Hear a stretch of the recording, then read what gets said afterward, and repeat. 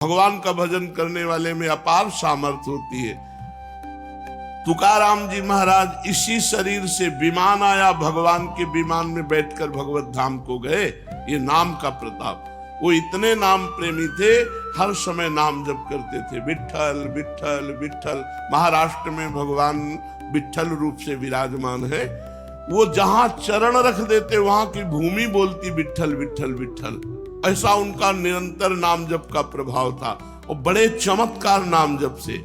वीर शिवाजी महाराज दर्शन करने के लिए तुकाराम जी के पास गए तो संत दर्शन की एक मर्यादा है कि आप अपने वैभव को ना दिखाएं, वहां दैन्य भाव से जाएं। तो राजा होते हुए भी शिवाजी ना सिर पर पाग, न चरणों में पादुका, हाथ जोड़कर सादी पोशाक पहनकर और 2 अंगरक्षक वो भी गेट में छोड़ दिए, अकेले जाकर तुकाराम जी के चरणों में प्रणाम किया।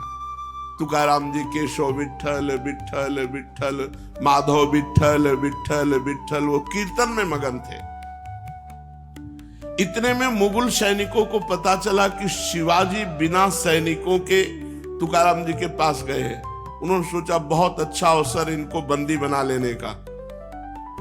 गुप्तचर लगे हुए थे, तुरंत सूचना मिली तो जो अंगरक्षक गेट में खड़े थे वो अंदर गए और कान में लगकर शिवाजी से कहा कि मुगलों को पता चल गया है कि आप यहाँ आ गए हैं, तुरंत यहाँ से हट जाइए नहीं तो आपको बंदी बना लेंगे।